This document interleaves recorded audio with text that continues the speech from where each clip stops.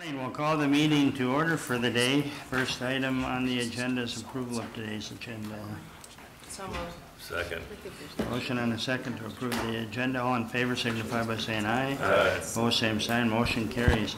Citizens to be heard. Any citizens that would like to be heard on any item that is not on today's agenda? Seeing none, approval of minutes from the August 27th, 2019 meeting. Move approval. Second. Motion and a second to approve the minutes from the August 27th meeting. All in favor signify by saying aye. Aye. Opposed, same sign. Motion carries. Approval of payment of bills and vouchers. Move to approve. Second. Motion and a second to pay the bills. All in favor signify by saying aye. Aye. Opposed, same sign. Motion carries. Employee recognition. We got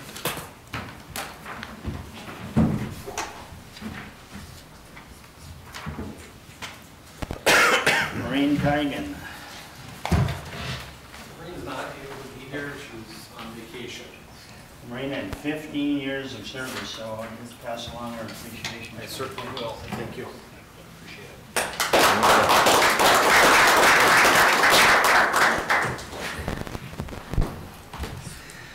Okay. Request to fill a vacancy for full-time male corrections officer, Julie. Good morning, Julie. Good morning. Well, one of my officers is going to be going to the police department, so I'd like to fill his position. It is a mandated position from the state. It's fully budgeted, and there will be some cost savings of around $4,000. Okay. The board's wishes. Move to approve. Second. Motion and a second to approve the request. Any further discussion? Hearing none, all in favor signify by saying aye. Aye. Opposed, same sign. Motion carries. Thank you. There you go, Julie. Committee reports. We're already at that. So. Jenny, do you have some? Thank you. 2 weeks ago, I attended the Regional Waters Joint Powers meeting from Minnesota entities at the Red River Basin Commission. Good discussion. There's a presentation on a possible larger scale drain tile project in North Dakota that they're trying to get off the ground and running. So they're meeting with landowners about the possibilities. And we had a good committee discussion from representatives from counties, basically from Marshall to the Canadian border. So good discussion there. Discussion with MetroCog about reallocation of some North Dakota transportation dollars funding that could possibly happen once the census is complete, based on Grand Forks and Bismarck's numbers as well. So waiting to hear from there, but there's a chance there could be a lesser amount allocated to the Fargo-Moorhead piece. Last week I also attended the Red River Basin Commission had their regional waters meeting with ex officio members at the Marriott in Moorhead. Good discussion from federal and state representatives on that, and just an update on Basin Commission projects and activities. Had a brief meeting with Lakeland regarding the executive review process. We're in the process of redesigning the questionnaire for the executive director on that. And Law Library was rescheduled. So that concludes my reports. Thank you. Kevin? Okay, last Tuesday after our board meeting, we had a Diversion Authority Chairs executive meeting. And that one, we talked about letters that are going to be going out to all the government entities surrounding the project, informing them of the CLOMAR. It's a required letter that we send out, that FEMA is working on the new flood mapping. We're Sorry. And we had some updates on the different lawsuits that are going on, and I'll leave it at that for that. And then also on that afternoon, we had a construction meeting with for the juvenile center. The jail construction meeting was canceled for that day. And there really is not a lot to report. They had originally had hoped for the blessing on phase 2 to open, and I think you guys might have gotten an email that because of certain things, they had to push that back to, I think it's today? Today, yeah.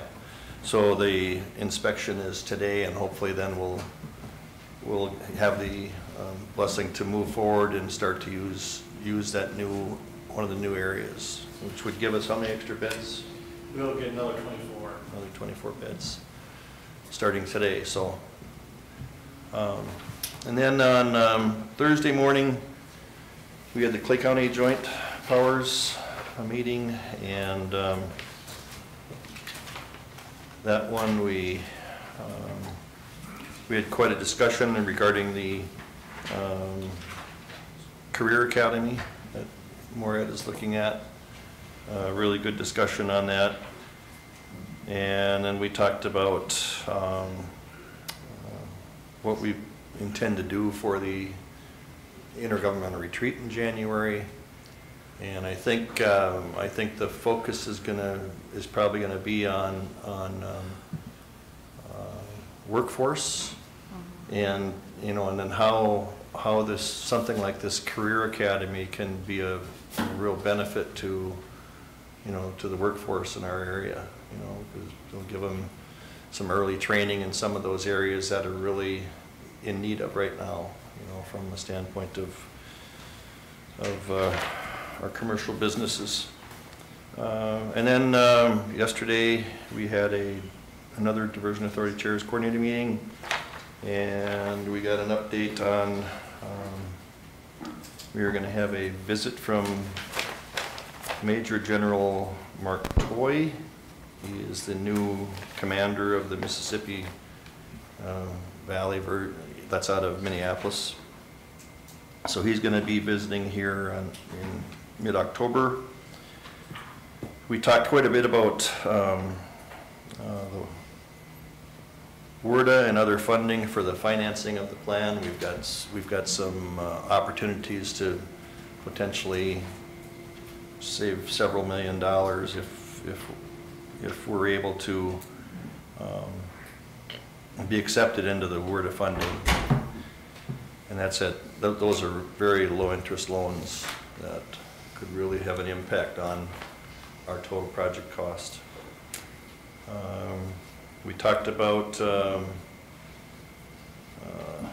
Houston Moore Group, the task order, and the P3 services moving forward. How much we can probably use, in this whole P3 project. What portion of that can be done by local entities? I think that's important. So we're having that dialogue to see how we can maybe split out some of these task orders, which would allow more local participation in some of the engineering services that we do, as opposed to have it all be done by the P3. So that's in its early stages of discussion. And let's see,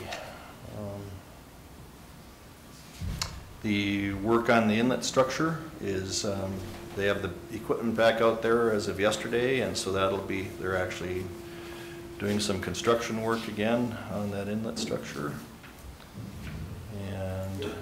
And I did report that we had received the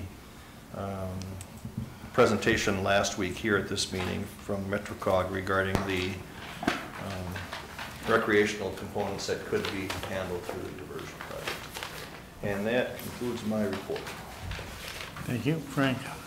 Last Wednesday, I went up to Ada for the Wild Rise Watershed Board meeting. I sat through the policy committee, which was just to give me a better idea. I sat through the advisory committee just to see what that's all about. What programs they got going. And they were talking about the soil health and then the phosphorus in the soil and sediments. Give me a good idea what the whole plan is all about up there. And then at the policy committee meeting at 11 o'clock, we had the policy committee meeting and we approved their plan. So that's off and running up there at the Wild Rice, and they're doing real good and getting their program finished up there.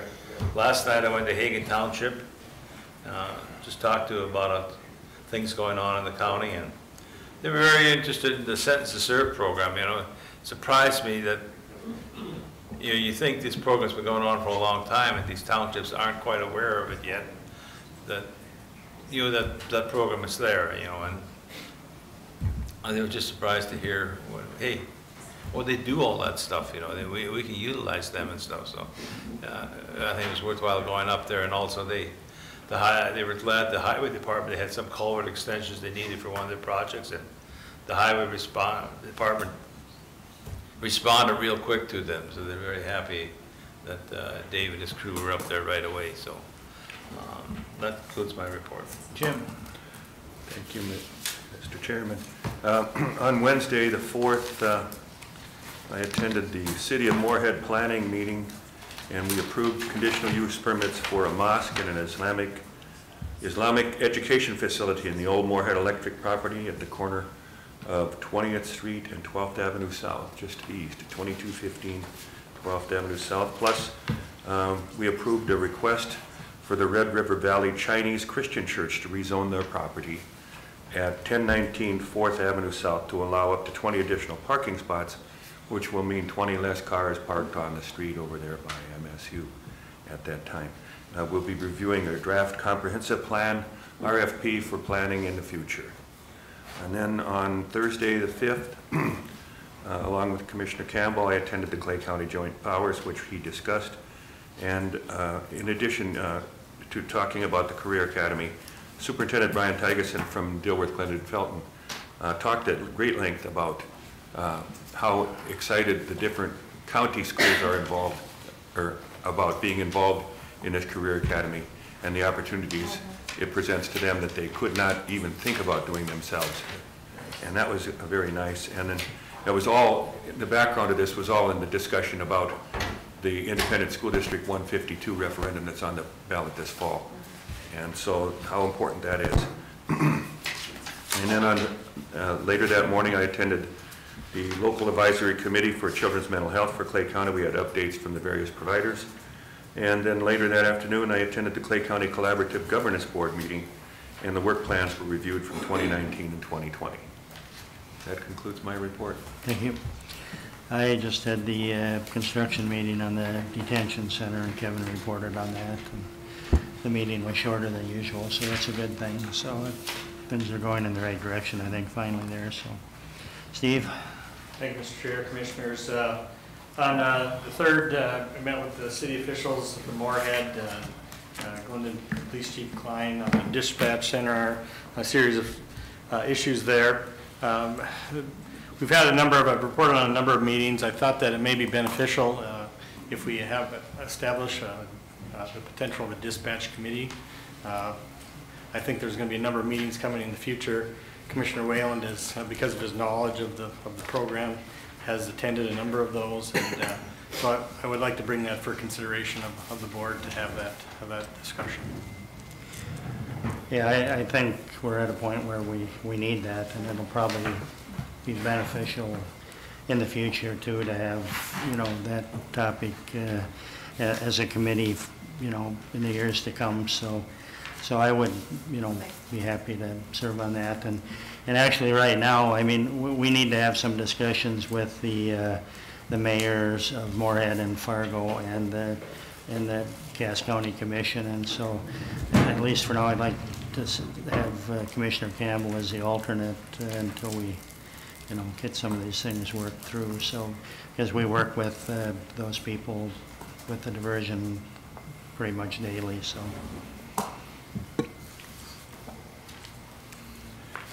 I'll make a motion to appoint Commissioners Wayland and Campbell as his alternate to a dispatch committee, including daily per diem. Second.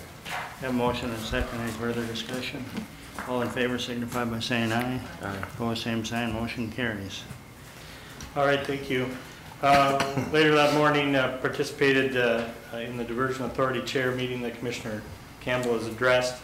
Also, the West Central Regional Juvenile Center owners meeting, as Commissioner Campbell mentioned. Hopefully today I'll have the DOC and the building inspector and state fire marshal here going through the building, and so hopefully we'll have that hurdle taken care of. Later that day, I met with Kevin Kassenberg, Gabe Foltz from Clay County Soil and Water, Matt Jacobson, and Dave Overbo to kind of discuss some possible solutions to our Clay County owner land.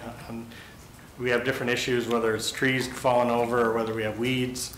I think when originally the Planning and Zoning Department, when we first obtained some of those lands, had put away money in their budgets annually. For whatever reason, those dollars have been taken out, and so we've had a couple complaints this year on spraying. And so we kind of met with Kevin and Gabe to kind of look at we have some shared interest in leveraged dollars.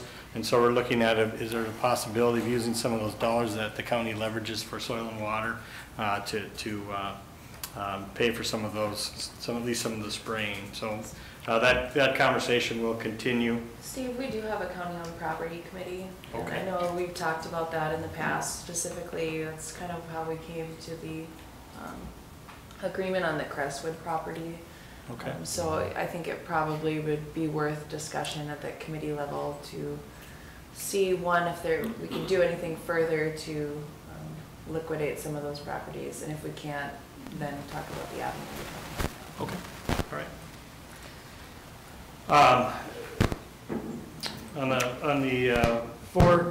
Later that day, I also went to the K-9 fundraiser at the junkyard for the sheriff's.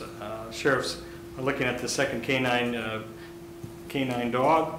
They had a great turnout. I mean, from a community standpoint, it was from 5:30 to 8:30, and it was packed. The junkyard agreed to pay $1 for each pint sold. Pico Fire Truck provided 20% of their sales for that evening, and I would guess the sheriff will be here to give us a report on that in the future. On the 4th, Matt Jacobson and I went out to Barnesville. We met with Karen Lauer. Karen is going to be one of at our city-county meeting coming up here this month. She's going to be one of the presenters on economic development. We also toured Baker and another area that planning and zoning is having some issues with. On the 5th, participating in the Joint Powers Committee meeting that Commissioner Campbell and Commissioner Haney have spoken on. One of the other things, just to note, we did talk about combining the community facilities, and we agreed this past June. In April and November, we're going to be extending our meetings, time to meet the need of additional traffic. I also, in addition to the career academies and referendums, I did offer some board time for Mr. Lunick and Mr. Tyson on their upcoming referendums, which they were both excited about that opportunity and will be coming here in the future. Later that morning, we had Strive for Excellence. We just continued to have a discussion on tangible items that we can impact the culture of Clay County. We had county management later that morning, where we addressed the market study follow-up. A lot of appreciation expressed at the possibility of this board's decision with that market study. And we also looked at the 2020 budgets. We've asked our department heads to go back and take a look at their budgets if there's anything that they feel they can do without for a year or two, to take a look at that. On the 5th, we also participated in the Northwest Minnesota Representative Legislative Tour at Morehead State. I think Kirk Rosenberg and Steve Moore did an excellent job providing information on the transfer station. And again, it was very clear that the City of Morehead indicated that our transfer station is the #1 goal, and it continues to be the #1 Minnesota PCA project for the upcoming year. On the 6th, we met with a number of department heads, Matt Jacobson on a burning pit issue out in Hawley, met with Kurt Cannon on an issue over at the Veterans. On the 9th, participated in the DA chair meeting. Commissioner Campbell was talked on, and yesterday afternoon they had some budget discussions with Lori Johnson. Our hope is to next week to bring the board a preliminary levy with the hope of having a resolution signed on the 24th. So, just a couple other things of note. At our meeting, a joint powers meeting, the Clay County Township official notified us that November 18th is going to be the next township officers meeting in Dilworth. So if we want to put that down, the board, the intergovernmental retreat has been set for January 24th. We are going to host it again here at the LEC. The Northwest Senate Tour is going to be coming through between October 1st and 3rd. They'll be sending out an agenda once that's completed. And we were notified this past Thursday that the 7th Judicial District did award Clay County the referee position.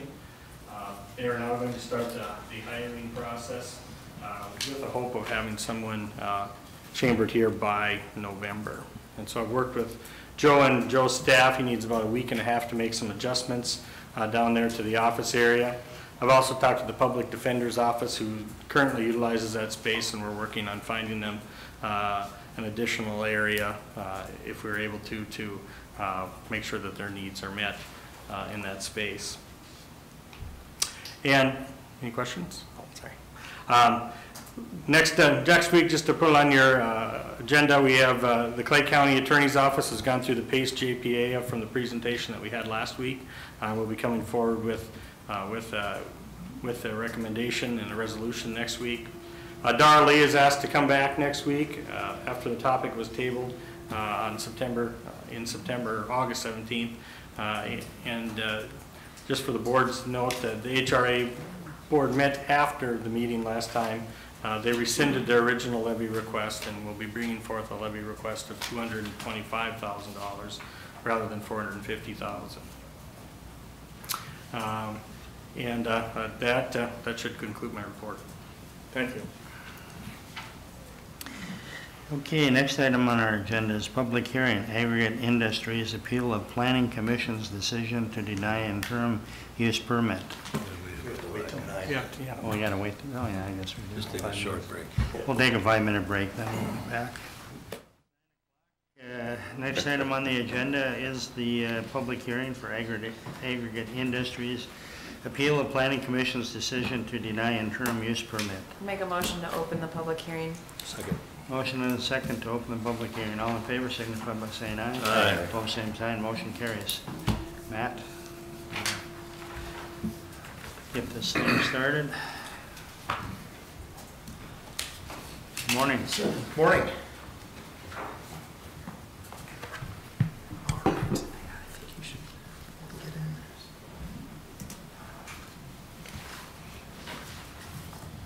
I wasn't sure if we would have computer access, so I printed out maps for y'all for your reference.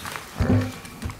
So the purpose of this hearing is to review and make a decision either to affirm or overturn the Planning Commission decision from July 16th to deny Aggregate Industries IUP application, so interim use permit application for opening a 39-acre gravel mine. And so I kind of assembled all of the materials of record that the Planning Commission had a chance to review, and that's in your packet. It's 38 pages. The first just has kind of the minutes from that meeting. And as you can see kind of from those minutes, the denial by the Planning Commission was based on testimony citing some nuisance conditions, including noise, dust, and lighting. And that was determined through going through a process called the findings of fact. Those findings are on page 8 of your packet. So in the bold body of that packet, there's kind of six findings that they found on there. The effective use, the use and enjoyment of other property, development of surrounding property, utilities, access roads, drainage, off-street parking and loading spaces, nuisance conditions, and then burden on public services. Were kind of the 6 main findings that they had found. So my original staff recommendation was to approve the IUP basically because the permit application met all of the provisions in our county code. Something usually, or with these findings and facts, a lot of them can be addressed by the imposing of conditions on the permit. And so on page 6 of my staff report from the Planning Commission meeting, starting on page 6, bottom of page 6, and going through the top of page 7, I had a list of 11 conditions, and then also there's opportunity for other conditions as deemed necessary. The Planning Commission didn't deem any other additional conditions necessary as they went to work to deny the permit. So I guess as a board, kind of how this process would work going forward is if you have any questions of staff regarding the Planning Commission's decision, you can ask those of us, and then also we would give the appellant a chance to speak as well. Matt, can you lay this out for us based on what was suggested in terms of the the traffic patterns? Can you kind Yes, of lay that out for us according to what's in the record here, so Absolutely. we better understand this? Yep. So the area that Aggregate, was proposing is a 39-acre area right in the middle of this parcel here. So this is kind of a Tetris-shaped parcel. There's a mine down here. It's run by Asplin Excavating, and I've talked with Dave Asplin. I talked to him before the Planning Commission meeting in July. And they're currently in the process of closing up operations on that mine, and they hope to be done by the fall, and then with reclamation efforts to be done through the spring. So this would no longer be mined. The proposed haul route, the proposed haul route, and it's going to be primarily a sand material, is my understanding, is through down to the south, and then they're going to utilize the existing haul route from Asplin, and then go out west to County Road 86, and then down to Highway 10. Most of the material, I believe, will be going to the Fargo-Moorhead area. The estimate of the number of trips per day was 10 to 45, with up to 100 on peak days. And in your materials, if you can find it, kind of towards the back. Let's see here. Page 32. Dave Overbo from the Highway Department kind of he reviewed their application and kind of gave some recommendations from the Highway Department on the proposed haul route. Said the access appears to be on the paved section of County Road 86, which should not pose dust issues but may pose other issues. The current kind of average daily traffic is 400 vehicles a day. So additional traffic may pose congestion issues on that county road and also Trunk Highway 10. And he would not recommend granting any additional or new access. And so their plan was to use the existing haul route from Asplin. And if they couldn't use that, they do have pit 21, I believe, just to the south, and they would go through. This mouse is kind of laggy. Go through pit 21 and then out to County Road 86. You say proposed route. Could we change that to that will be the route instead of proposed route, or? I mean, when we say proposed, right, that almost tells me, well, if that don't work out, we'll go the other way. So, That, you know, as a board, you can put conditions on this permit if you decide to, depending on whatever you decide to do, and that could be a condition of that permit. I don't see that as one of the 12. Is it? no, that's why I say, You would have to add it. that's why I say, can we Yeah. add? Yeah. Yep. So,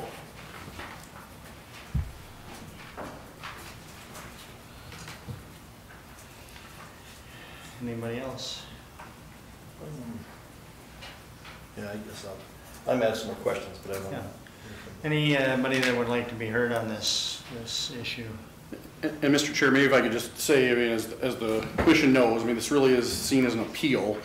So I think your best route is to allow Aggregate to explain first their position. It shouldn't be a fact-finding piece. I mean, you should be able to depend on the facts that you have from the minutes, and you can see the issues that were presented by the citizens.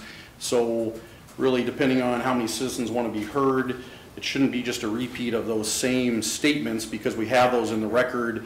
If they want to explain maybe a larger position from any other citizens, but I think Aggregate would be able to present their position on it.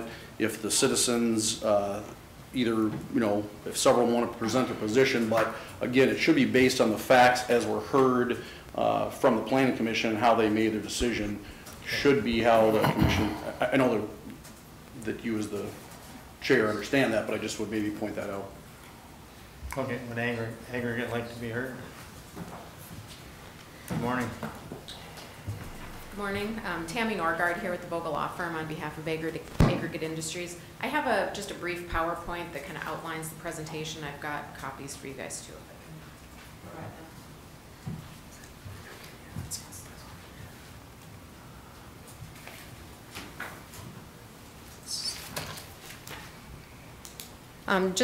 While we're getting started, I'll introduce, I have 3 client contacts here with me, and they're going to be here to answer any questions that you have about the application or the existing processes out there. Justin Flack is here. He's the general manager in the Fargo-Moorhead area. He's been here in Moorhead for 10 years. Patty Bestler is here. She's in the Egan office. She's the regional manager for Environment and Land Services.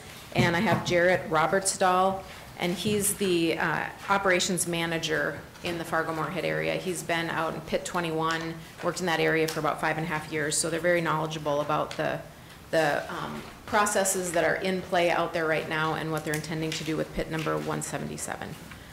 And we're here, of course, to ask that you will overturn the denial of the Planning Commission. Here's the kind of a close-up of the facility with some hash marks, just to kind of show a little bit closer the area. What we're looking at is opening the 39-acre proposed pit 177, and that's the red hash mark. As Mr. Jacobson said, the former Asplin Kennelly lease site is closing up, so as of this fall, all the aggregate's going to be removed that's stockpiled there, and reclamation's going to start. So I just underscore that there's not like a net increase. It's not going to be a lot more trucks, in that the trucks that are currently taking product out of that former Asplin site are no longer going to be hauling in that area. So I think that's a really important thing to note when it comes to any concerns about traffic and dust and things like that. And then I just wanted to give a little bit more insight into what the plan is when it comes to the haul road. Because you're absolutely correct that there's no intent to put any new accesses in, no new accesses to any of the roads. And in fact, the plan is to come down through from the proposed pit to go through the Asplin site, and then actually they want to use this temporarily, the existing haul road, just temporarily, until this gets built up, this existing road here, which goes out further south. They want to keep the trucks on their property as much as possible and as long as possible, and it also keeps it away from any of the neighboring landowners. And so that is what the plan is. They'd like to temporarily use the Asplin site until the road is built up further to the south. There might be some limited gravel, but this is mostly fill sand. And it's just going to be direct loaded onto trucks on site. There's not going to be any process like water processing. It's not going to be like Pit 21. It complies in all respects with the Clay County Mineral Extraction Ordinance. There's, environmental permitting for stormwater, air permitting, all the MPCA permits that would be required. They've got erosion control, they've got runoff control. In terms of noise concerns, one of the things that, that will be implemented is when they start taking the overburden and topsoil off, they're going to pile it towards the north so that they create a berm and a buffer between the proposed pit and the homes. Because the homes the people that showed up at the Planning Commission meeting largely are along 28th Avenue North up on top, and those are the people that are concerned. And a lot of the concerns that they raised were regarding the existing operations, okay? And I'll point out that those 2 existing operations were grandfathered. They weren't subject to permits that you have and restrictions that you have placed on them. You've placed a lot more restrictions with your aggregate mining ordinances and your mineral extraction ordinances, and so those, there's some restrictions that they have to operate by, but it's not the Clay County interim use permit like it is here. But in terms of the excavation, they'll have these berms, and then they'll start excavating, and where they'll be mining from is anywhere from 10 to 25 feet below ground. And so that also, since they're going to be mining within the walls of kind of a hole, essentially, that also will be providing some noise protection, just given the way that the mining is going to develop. There's a detailed reclamation plan. The life of this facility is projected to be 10 to 15 years, and then there will be a reclamation plan that will be put in place. I will tell you that my clients contacted me after the Planning Commission hearing, and they were absolutely surprised and shocked that they showed up at the Planning Commission hearing and that there were neighbors coming up and complaining. And that there seemed to be a lot of neighbors that said, boy, these existing operations are concerning. And so my clients set up a meeting with the landowners after that, invited the neighbors and said, let's talk about any concerns you have, because Aggregate Industries has really long had a good neighbor policy where if there's a complaint, they want to address it. And they've addressed many complaints positively. If somebody has a concern, their immediate response is, how can we remedy that? What can we do to make this, be a better neighbor? And so what they did is after that, or in preparation for the meeting, I think they put the wheels in motion right away after that hearing. They said, well, we're hearing things we haven't heard before. We're hearing concerns about the backup alarms on some of the heavy equipment. And so they added white noise backup alarms. I mean, of course, you have to have safety at a facility like this, and they're governed by OSHA and all sorts of restrictions and safety procedures. So they have to have something. But they've instituted some white noise backup alarms, especially because the grandfathered facilities can run 24/7 as needed. And so there, some of the complaints that were brought up, as you can see from the Planning Commission meeting minutes, where people said, well, gosh, sometimes this is after midnight. It's late at night that we hear backup alarms and there's a lot of light. And that's our complaint. Okay, so an important distinction here is, it's almost like castigating this new project with the complaints about the old project, but they're very different projects, and you have a lot more restrictions over this new project. And as you can see from the Planning Commission, from your staff's recommendation, was that there's restricted hours from 6 a.m. to 7 p.m., 6 a.m. to 7 p.m. daily. So that nighttime beeping is not going to be an issue. The nighttime lights, having lights being concerning, it's not going to be an issue, because after 7 p.m. they're not going to need any lights. And so, but hearing those concerns, what Aggregate Industries did is they also had a new policy out there saying, well, let's make sure that all the lights are out at 10 p.m. at Pit 21, unless, of course, we're processing, or if we're in the process of repairing something and we need the lights on. Other than that, let's keep the lights out at 10 p.m. so that we're not bothering the neighbors. And so they're proactively saying, how can we address issues. They also instituted bi-weekly sweeping of County Road 86 just to avoid any kind of concerns or complaints about road conditions or things on the road. They're also studying other options right now of other things they can do to mitigate any effect that they have on the neighbors, and they're actively pursuing that. But in short, and I hope that I know they've talked to a couple neighbors out there, and one said that they were going to send a letter in to all the commissioners, a letter of support, because they said Aggregate Industries, and they're very, very close. They're right south of of Pit 21, and they said that they think that Aggregate Industries has been very good to work with from a neighbor perspective. And they were going to go ahead and send a letter in. I hope that came in. So you heard your planning director's recommendation. I'm going to point out that when it comes to special use permits and interim use permits, the important thing from a legal perspective is you have to treat people similarly, right? If you have somebody coming forward saying, I want a interim use permit, and you grant it, and the next person on similar circumstances says, I want an interim use permit, and you deny it, you have to have a pretty significant difference in order to justify granting one and denying another. And you have to have reasons to not deny it. And that's where I think that there's a concern here, because I think in this case, you're looking at your extraction ordinances, you're having your planning director look at it, and he's saying, you know what, they meet or exceed all the standards. And to the extent there are complaints about operations, we can place restrictions to mitigate that. And it's my hope that that's what you'll do today, is say, I think that there are some mitigating restrictions that we can put on this in order to allow this to move forward. Spring Prairie Township, very localized governing board, has approved the interim use permit. I think this is something that there's a consistency of land uses, because as you know, this is a booming area. There's a lot of development. There's a lot of public projects and private infrastructure development and commercial development. And there's a big need for gravel and sand in this area, and there will be for the foreseeable future. And so where do you want these mines to be? Or do you want them in Clay County? Do you want this as an economic resource, an economic engine for the county? Do you want to be providing this resource? Do you want to get the gravel extraction taxes? Or is that going to go to Cass County, or is it going to go to Becker County or Otter Tail County? And I think, and to the extent you want it in Clay County, where does it make sense to have it? Well, it makes sense to have it in an area where there are other mines, so that you're not placing them, opening new mines in areas where they don't already exist. That would be probably controversial. And so I think in a position like this, you have to look at, are we meeting the setbacks? Yes, meeting the setbacks from all roads, from property boundaries, from residences, they're all being met. We're having dust control. Aggregate Industries provides dust control with magnesium chloride on the roads, and will continue to do so. If there's a concern raised and there's a call to Aggregate Industries saying, hey, the roads are getting bad, all right, they'll get out there and take care of that. You've got all the stormwater permits, the environmental permits, the MPDS permit, the air permits. You've got restricted operations. I know that was something that the neighbors really asked for, because Aggregate Industries wanted to be able to operate every day.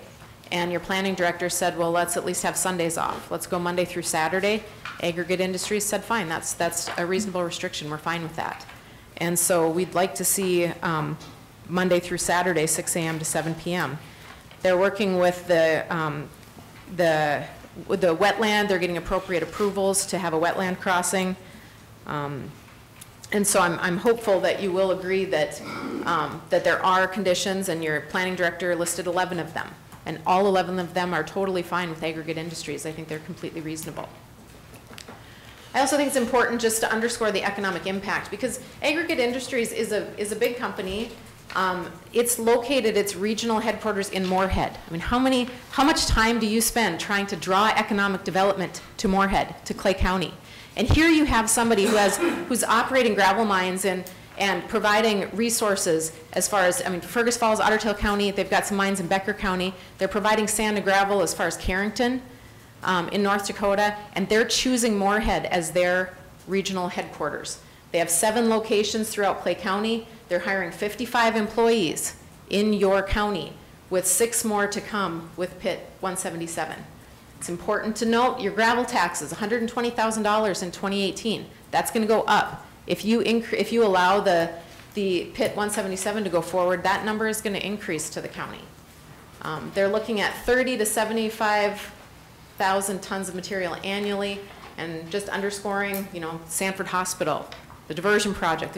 There's lots of new construction with really big projects, and this is something that I think Clay County can get in on, this economic engine in this area, and not have everything go to Cass County. It's something that you have this opportunity, and it's something that, as long as it's reasonable, meets your standards, meets your restrictions, and you can adequately address the concerns about nighttime lights, which are being addressed, dust control, which can be addressed with any of the road issues, noise concerns at night. We're talking about the white noise alarms and not operating after 7 p.m. I think that there are mitigating factors here that can address the concerns of the neighbors. And so at this point, I'm just going to open it up. If you have questions of me or if you want to hear anything from my clients, they're all here to answer any questions you have, or maybe I'll just ask if anybody wants to follow up on anything that I've said. Okay, Patty Bessler. Good morning. I am Patty Bessler, the Regional Land and Environment Manager. Matt, I was wondering if we could just get the area map that Tammy had put up at the very beginning of the presentation. There's just a couple of things that I want to underscore. So when Tammy was talking about the berms that we'll put in place, they're actually, oh, I can't reach that. Proposed for that side and that side. We didn't propose berms for the north and south side primarily because south side adjoins, you know, it's all owned by the Canellis, and so we put the buffer berms on the east and west property lines. This would also allow us to go, you know, we leased the 39 acres and then we wouldn't have to put a berm on that property line or take away from the farmer that's mining north of our leased area there. So those are the berms that we're actually proposing. And that's the same with, you know, any of our mine sites here in Clay County. We typically put them, you know, on either the side where the adjacent property owners are that are not, so they won't be affected by our mining. There are a couple of things other that I wanted to address. We have been what we think is a very responsible neighbor to people.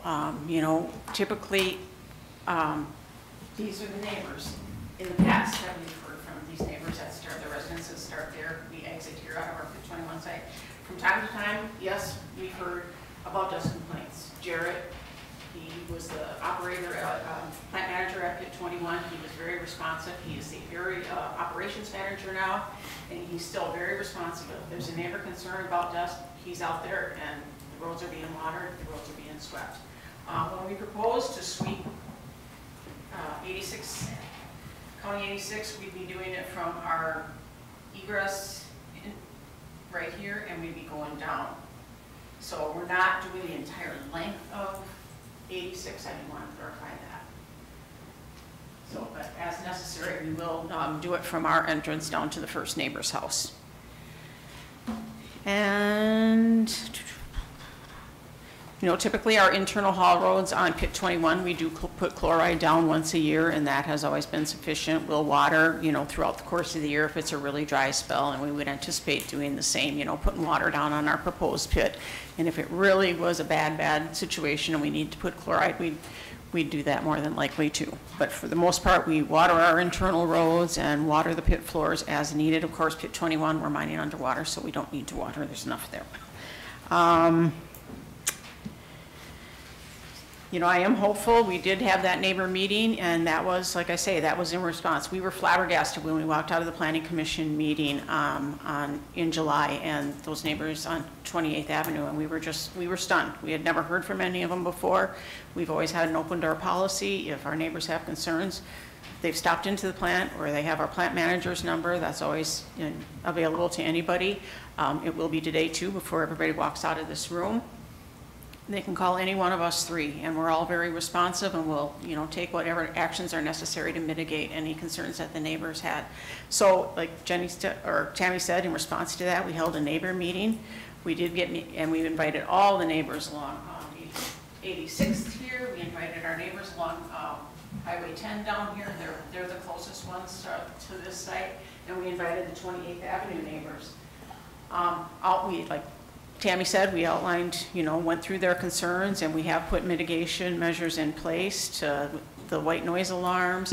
We're looking at some further mitigation measures that we might end up doing too, because some of the noise from our dredge, we have to be very careful. There's an engine compartment that generates a fair bit of noise, and we're trying to look at ways that possibly we could enclose that, but there again, we have to be very careful so that we're not overheating it and starting any fires or anything there. So those are future things that we're looking at. Not entirely sure that we're going to be able to do them. We were very comfortable with the conditions that Matt Jacobson outlined in his staff report. We had no issues with any of them. Typically, yep, we've always asked for 24/7, and we know that the county has, you know, tightened their belt a little bit on those operating conditions as far as hours, and we are very understanding in the suggested hours of 6 a.m. to 7 p.m.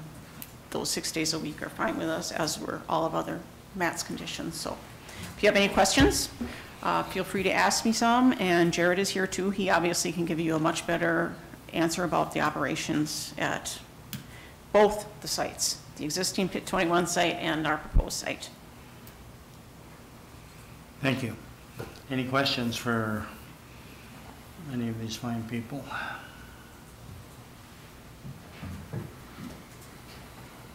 Thank you. Anyone else who would like to be heard on this issue? Please step up to the mic. Please identify yourself and your address. Good morning. My name is Fonda Thompson. My address is 17694 28th Avenue North in Glendon, so I'm one of the 28th Avenue residents.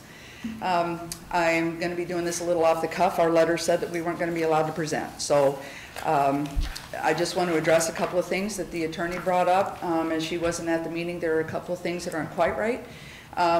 One of the things that they did get right, we went to Aggregates meeting, and they did very well. They had a meeting with all of us. They were very attentive. They listened to all the concerns we had, and they didn't address quite all of them. But they did talk about the lights and having the white noise on the equipment and things like that, the dirt on the road and that. So they were very responsive, and I believe that they are really doing everything they can to make Pit 21 really as neighbor-friendly as they can. So we appreciated that. To boil it all down, the main concern about the pit that they want to use, the conditional use, is not that area. It is the fact that they have dug test holes farther north to 28th Avenue in that field out there. They did that in fall of 2017. And one of the things that they told us at that meeting was that the setback was a 1/4 mile. And that isn't right. It is, you all are very well aware of the Clay County statutes say that on a ready mix plant, it's a 1/4 mile, but on the conditional use permit, that's 300 feet. 300 feet from us is crazy. Okay, we have people with children out there. This is our home, and this is our main concern. To get them that close is unconscionable in our opinion. Now, the place that they have used out, they're filing for a permit for, honestly, we can live with that. If they put all those measures in place, they have the lights out. I mean, we would prefer that they run Monday through Friday and not Monday through Saturday, because we have our weekends out there. We don't want to hear noise, because white noise is noise, okay, even though it's not beeping. But with everything else, we can live with that. It's moving farther north toward our home. We would ask that one of the conditions that you place on that is more restrictive than 300 feet. We would like a 1/4 mile, which is the northern boundary of the parcel that they want to mine right now. So that's the main thing. We understand the need for the gravel. We really do. We live in the country. We see building all the time. We understand that. We don't want to restrict their business. I'm a business owner too. I understand, but our main concern is future. So everything would be addressed with everything that they're putting in place now with all the lights and all. And if a restriction was put on that land, not just on aggregate, because it's not them, because somebody can come in behind them. We would like, what we're asking for is that the county place an injunction on that land, or restriction, I guess is a better word for it, on that land, that it would only be agricultural, because that's farmed all the time. It's not that money isn't producing, that land is not producing money for the owner, because it is, and any owner who would have it afterward, okay? We're just asking that 39 acres be as far as any mining operation is allowed to proceed toward 28th Avenue North. So thank you for your time, appreciate it. Matt, so I guess based on what was just said, is that part of this request, that additional acreage that she just mentioned, or? No, this interim use permit application is only for those 39 acres.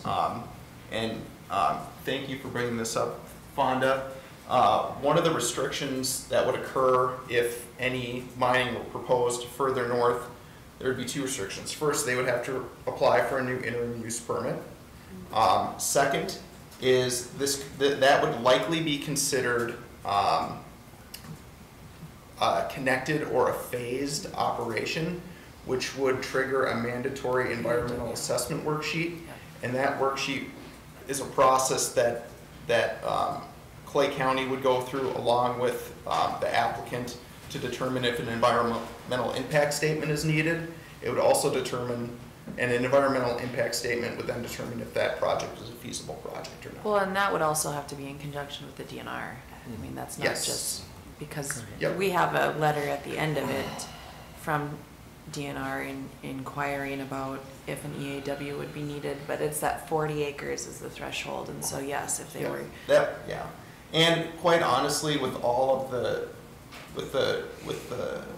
mining to the south, any proposed expansion further north would likely require that environmental assessment worksheet done. So really two things would be, one, that environmental assessment, and then also having to apply for a new interim use permit at that time. Kevin, you had something? I'm just curious if there's any more comments. before- Right. Anyone else that would like to be heard on this item? I'd also like to make one more correction. The setback from residences is 500 feet currently in our ordinance. But just for the public, this red box is a half mile on the south side, a quarter mile on the north side from the 28th Avenue. right? Roughly, yeah. Okay. Thank you. Mr. Chair, just if it gives some comfort, I think, to the neighbors, I'll just advise that, all they're looking for is the red box. They're not looking for anything north, and in fact, Aggregate Industries doesn't hold a lease on any portion north. So I don't see that any portion north is even part of this hearing or part of any request. So you guys weren't doing soil borings north? I think that what they do is they do soil borings to find out the depth of the gravel layer, and that sometimes expands, just so they can see, you've got a thick area and it thins out. And so there are borings done various places just to get a glimpse of what's underneath the ground. But this is the only portion that's going to be mined if the permit is granted. Thank you. And those Thank you. borings are also occasionally done just to determine the depth of the water table as well. Anyone else who would like to be heard on this issue?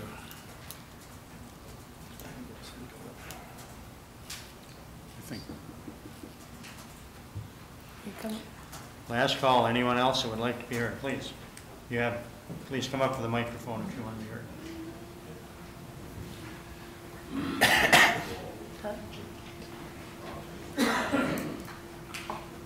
Good morning. James Skeet. I live a little bit west of Pit 21 there. The water running off, running off my property. Now I got soil erosion. Okay. What should I do about it? Running off Or is that 21, where's the water coming from and where's it running to, Mr. Geet? I apologize. Yeah. Can you So- clarify the water, where it's coming to for me? So this is. It's his problem. Okay. Which one is this property? Right there? Okay.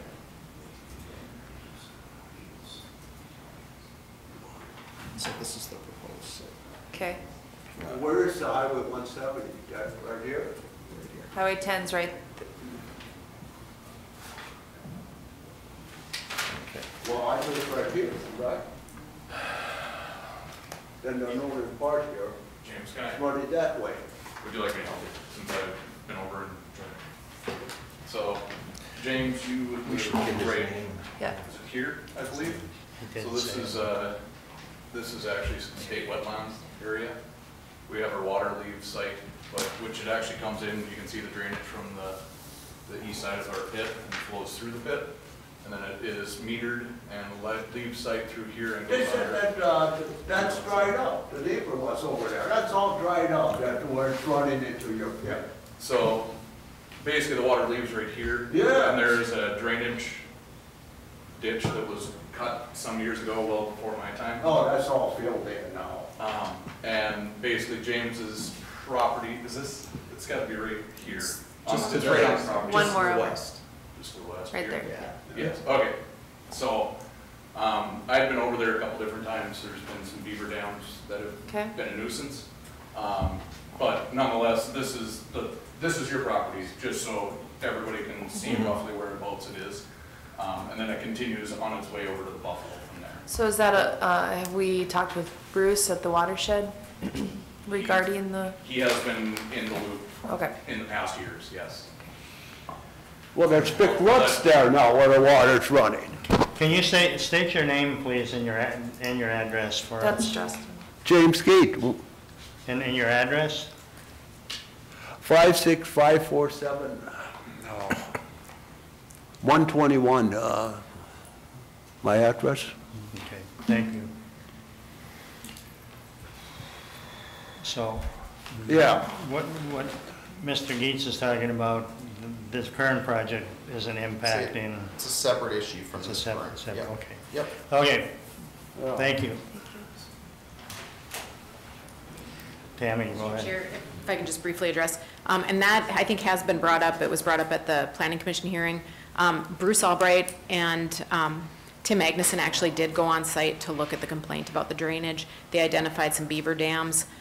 Jarrett, who was pointing things out here, actually went out and removed the beaver dams, and after the beaver dams were removed, the water went down. So I think that there is an issue out there, but it's not something that is being caused by aggregate industries. In fact, they've been helpful. Okay, thank you. Okay, Kevin, you have? Yeah, I have a couple of questions here. First off, the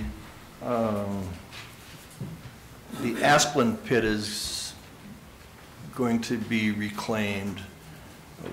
What was the truck traffic that generated while it was in operation? Do we have numbers on that?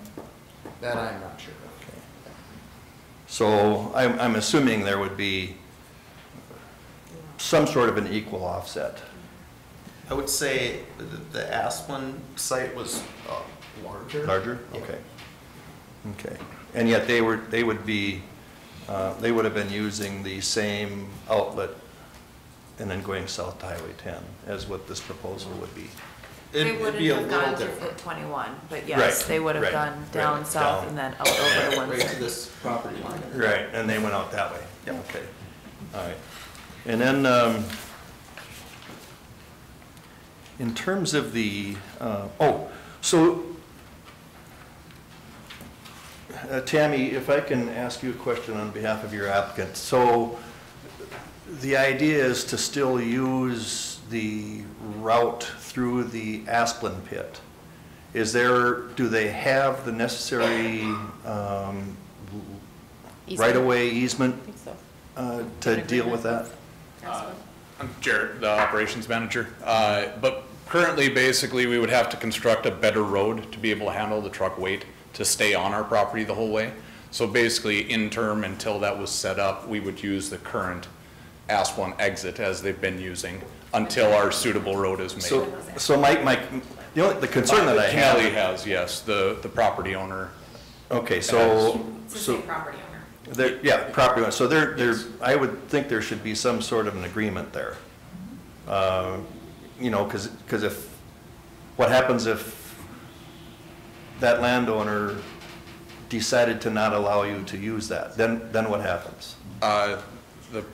I guess I wouldn't say that's even a possibility with the Kennellys being the property owner, and that's who we're leasing this current 177. Okay, so it's So the they're same. all encompassing the So same. you're owner. leasing from the same company that. Correct.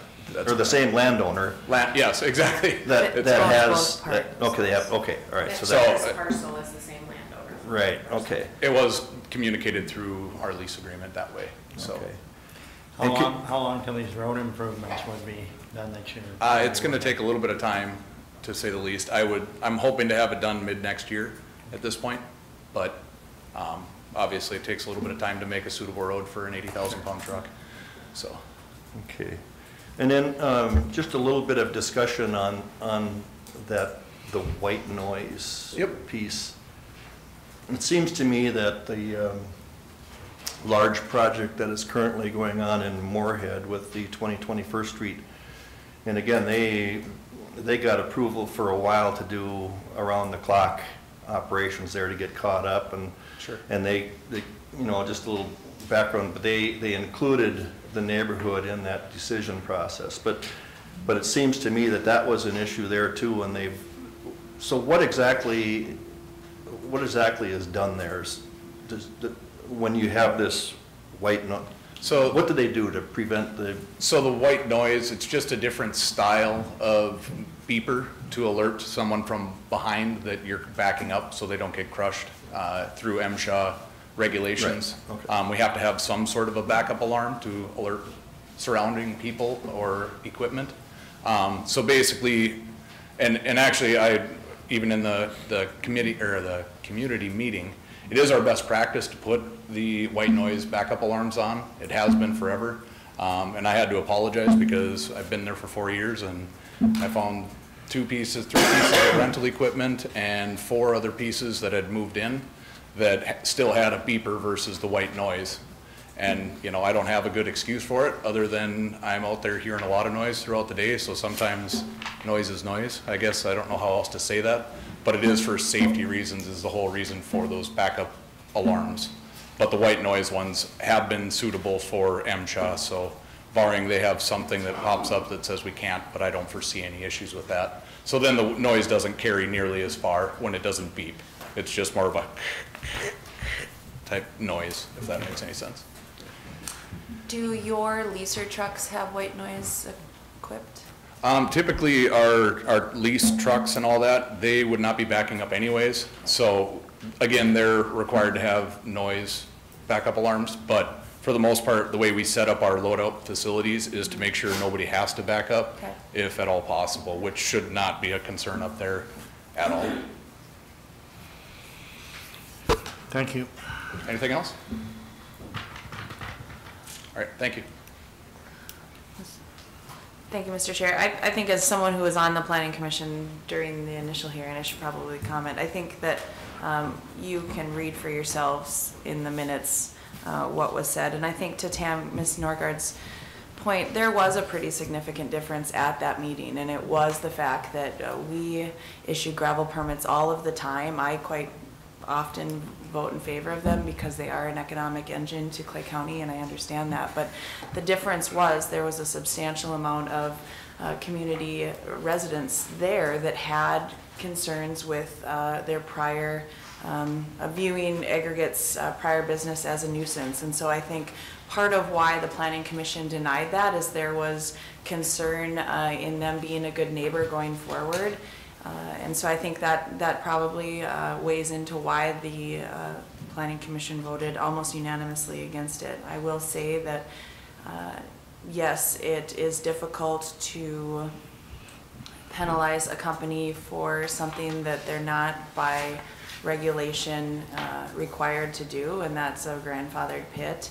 And so I think in my comments in the minutes was I'm concerned at the lack of ability to be a good neighbor. And so to have that meeting to address those concerns going forward, I feel good about neighbor relations. I think that yes, 500 feet from a residence is incredibly too close, and that may be something going forward. Maybe we need to address our ordinance in terms of, because the gravel, there really isn't any gravel in Cass County, it's all basically coming from the Minnesota pieces. We should probably address how we permit these pits going forward in terms of neighborhoods. And you know, if in our map that we got from Matt today, there are a lot of residents along Highway 10 there and along 28th Avenue. And so as Holly continues to develop and closer in towards the metro continues to develop, that may be something we need to do. The other item of note that I will say is because we didn't entertain, there was a motion right away to deny the permit. We didn't go through, well, we went through the facts of findings, but we didn't go through the regulations that the Planning Commission typically puts on additionally. And so my on the staff's recommendation that the operations will occur Monday through Saturday, 6 a.m. to 7 p.m., which is pretty typical of what we're permitting. The piece that's not in there is that we often only allow the end of March through November or April, and that can be also noted on the Spring Prairie, on page 19 of our packet. Spring Prairie required that as well. And so if this board determines that they want to overturn the decision, I would recommend that we make sure that it's either April 1st through mid-September, or mid-November, April 1st through mid-November, 7 days a week, that be, not 6 days a week, I'm sorry, 6 days a week be added. Confusing? Okay, any other comments from the board? Move to close. We have motion to close the public hearing. Second. Motion and a second. All in favor, signify by saying aye. Aye. Opposed, same sign. Motion carries. The board's wishes. Mr. Chair, I want to make a few comments here. This gravel resource it's extremely important to counties. We have to have it. I've spoken with commissioners in larger metropolitan areas where they've allowed development to occur, which has basically ruined their ability to have access to the resources that their own counties need. And I firmly believe that there needs to be and it goes to what Commissioner Moser was saying in terms of how we plan this. We need to protect that gravel resource, and we need to be able to have access to it. There are plenty of things that get in the way of that already, whether it's the native prairies in some areas which do not allow us to get our gravel. And so it's vitally important to our county. Having said that, I want to go to the 6 findings here of the Planning Commission. And based on what I just said, those 6 conditions could probably be put on any application to a gravel pit application in our county. And and that troubles me that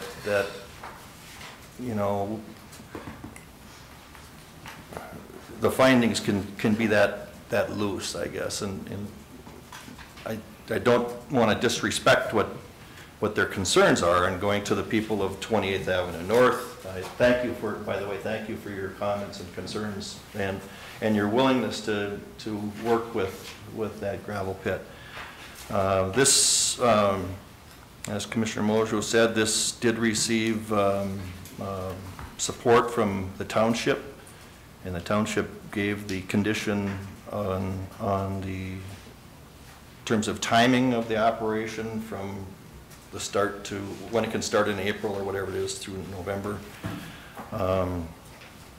But I do support overturning the Planning Commission's decision.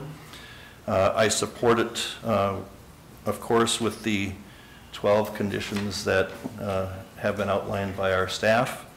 I would like to also add the condition that the township put in there in terms of the, I don't know if there's any township members here, but I think the concern that they may have from that timing could have a lot to do with potential weight issues and could have impacts on road conditions that we need to also protect.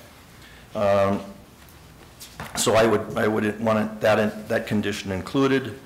And also, I would like a condition that not exceed 39 acres. I think we should be specific with that this permit is for 39 acres only. And then the final condition that I would like to see put in there is that all trucks exit to the west and south on Highway 10. I'm assuming I got my directions correct. West is that way, and then south. So I would like to see that as an actual condition in the permit as well. And Mr. Chair, with that, unless the board wants to have more discussion, I would make that a motion to include those.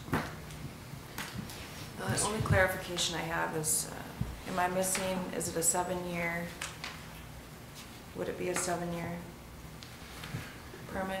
What's the length of it? Because it says to be Yep. determined. Yep, and so the aggregate is estimated the lifespan of the mine to be 10 to 15 years. You as a board can determine how much time you want to put on that. How long was the spring period permit?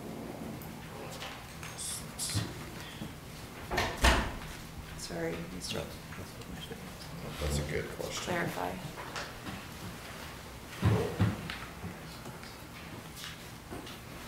Yep, 7 years. So I don't know, Commissioner Campbell, if you'd like to come. Well, I don't, the problem is if, I think with any company, we would like to be able to work with them to have it go to what, and I think, Tammy, what did you say, you're 10 to 15? And most of the permits that we see at the planning commission are between 7 and 10 years. So I think if we were to I do would- anything that, so I would- that would be different. And I think I'm satisfied with that condition, putting it at 10 years. And then, I suppose they'd have the ability to come back to have that condition modified. I suppose any applicant could probably do that. But thank you. So I would include that then in my motion, along with the 3 other things that I suggested. Okay, we have a motion. Do we have a second? Second. Motion and a second. Any further discussion? Frank? Yeah. Now, the time of operation, I see the conditions, that was 6 to 7 p.m. 60. But that was denied by the planning commission, so is that what we want, 6 to 7 p.m.? Because I think they recommended, they had 10 p.m. in one of their slides that they had up there, they had up till 10 p.m. on there. Clarification, that was for the lights at pit 21, our current grandfathered site, not this current pit. Okay, So so we're good with your guys' Okay. 6 to 7. 6 to 7. Okay. 6 to 7. And as I understand, this is just for that 39 acres. Mhm. Can we put something in that is proposed, that it can't move any further, or can't we do that on this one, Well, since it's that's- not really for that area anyway? That would have to be a whole nother hearing. Yeah. If there was any expansion, like he said earlier, it would have to be a whole nother hearing at the planning commission. Plus, because it's adjacent, then that would trigger the EAW, and that's quite a substantial and costly process from the DNR to complete. Yeah, I was just concerned that we don't move any further. Right. Under this, Well, you there'd have to cannot, be a request to do it at any rate. And so Mr. it's- Chair, if I can add, condition 6 that I had recommended was to, this is on page 7, was to propose a maximum of 39 acres be approved for mining operations. If additional acres are proposed to be open in the future, a new or amended IUP would be required. One recommendation, since that would trigger a mandatory EAWs, you could add that language that an environmental assessment worksheet would be required as well. Ms. Thompson said there was gravel, or they checked for gravel further north. Do we have any report whether there was gravel to the north, or? I realize that we're not doing that area, but do we have any report, was there gravel to the north, or? they're not gonna. Who did the They're not borings? gonna tell you that. Okay, very good. Well, just checking. Okay, we have a motion and a second. Any further discussion?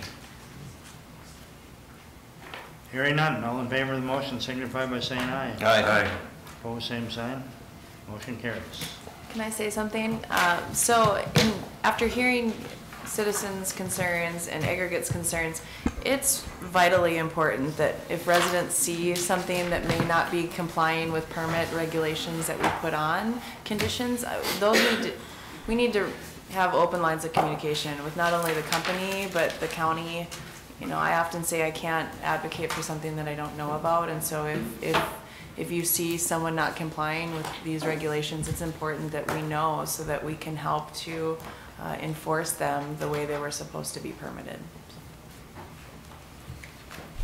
And I have cards with me if anyone, I can give you all my number too, so. Okay, thank you. Thank you.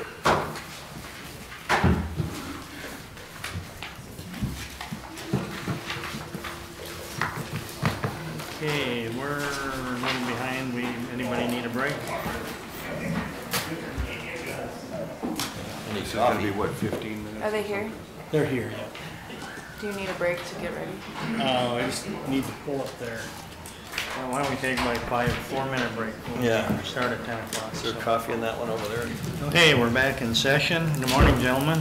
Good morning, Mr. Chairman and members of the commission. For the record, my name is Curtis Olofsson, and joining me today is Mac Schneider, our local counsel, also a very good friend of mine, former Senate colleague in the North Dakota Senate. We served together a few years ago. We are in different parties, but we prove the example that you can get along with people even though you're in different parties. That's good. Yeah. So we are here today to talk about your opportunities for opioid litigation. I think you got some documentation from us that shows the Minnesota counties that have signed on thus far and the North Dakota counties. We've been working on this for well, almost 2 years now, or I've been working on this for almost 2 years now with this consortium of firms that you see before you on the opening page of the presentation. And that is Ferrer, Perot, Wansboro, Fears, Nahchawati, both of whom are headquartered in Dallas, Texas, and Motley Rice, which is headquartered out of North Carolina. I do have Mr. Jonathan Novak on the phone with us via speakerphone, and he is one of the most knowledgeable attorneys in the entire United States on the issue at hand before us today. So Jonathan, do you want to say a few words before we flip through the presentation? Sure. Again, thank you all for having us. It really means a lot. I am a former Department of Justice DEA attorney. I've been litigating cases for coming up on 10 years against the same doctors, pharmacies, manufacturers, and distributors who have caused the opioid epidemic.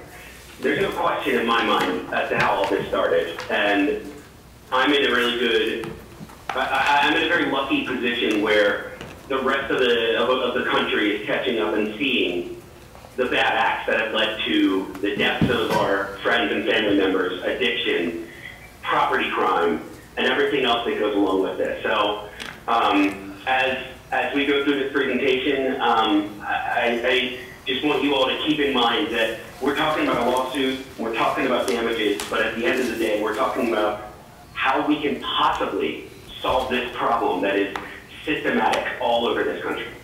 With that, Curtis, do you want to get started? I sure will. We're ready to turn to page 2, the Clay County opioid sales in 2015.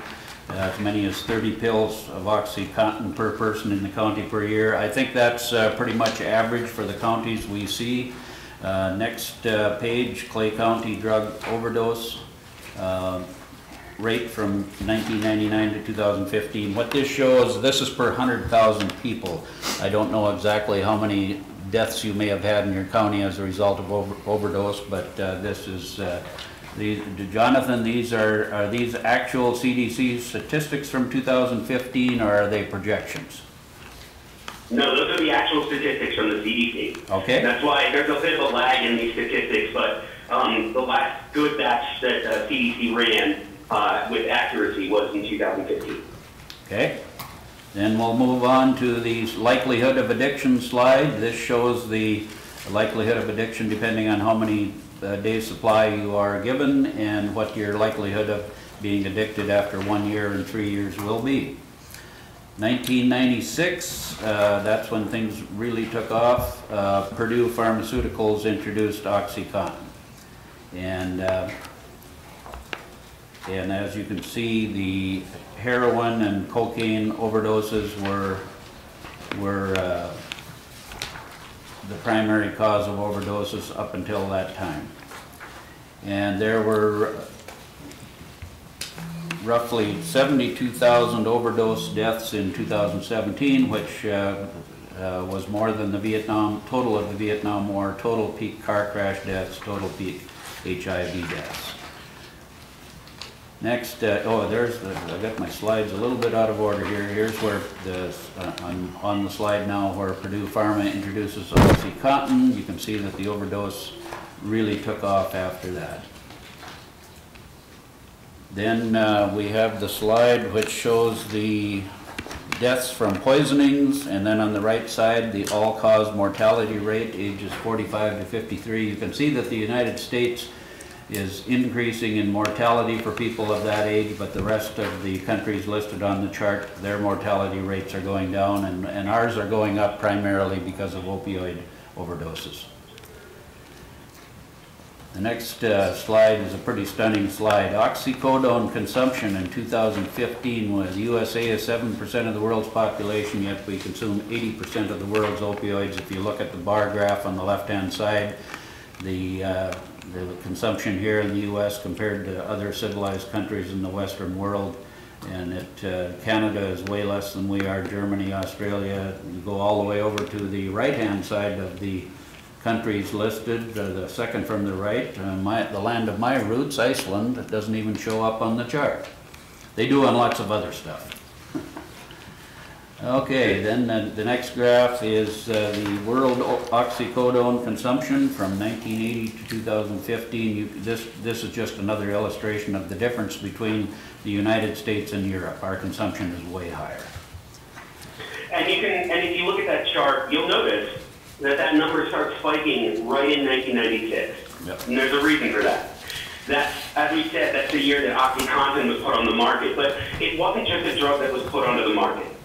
The company that manufactures, the company that created OxyContin, is a company who also rewrote medical school textbooks to make them say that opioids are safe, that they're rarely addictive, that long-term use of opioids is not only beneficial, but if that you're not prescribing opioids to a patient, you could be committing malpractice. The company that invented this hard sold the efficacy of these drugs. They downplayed the addictive nature, and they started pushing them to every doctor, to every pharmacist, and to every patient in the country to normalize the use of opioids. And as this chart shows, they were really successful. Okay. Then the next slide is the drug manufacturers of opioids. And you can see on the far right that Purdue, which has been very much in the news, is actually the smallest manufacturer. Jonathan, take over and talk about the manufacturers. The manufacturers, well, Purdue put the first of these drugs out on the market. Very quickly, all of these other manufacturers saw how much money Purdue was making with OxyContin, so they all started making their own as well. You recognize probably some of these names, Johnson & Johnson especially. Johnson & Johnson, who just lost in Oklahoma to the tune of $570 million.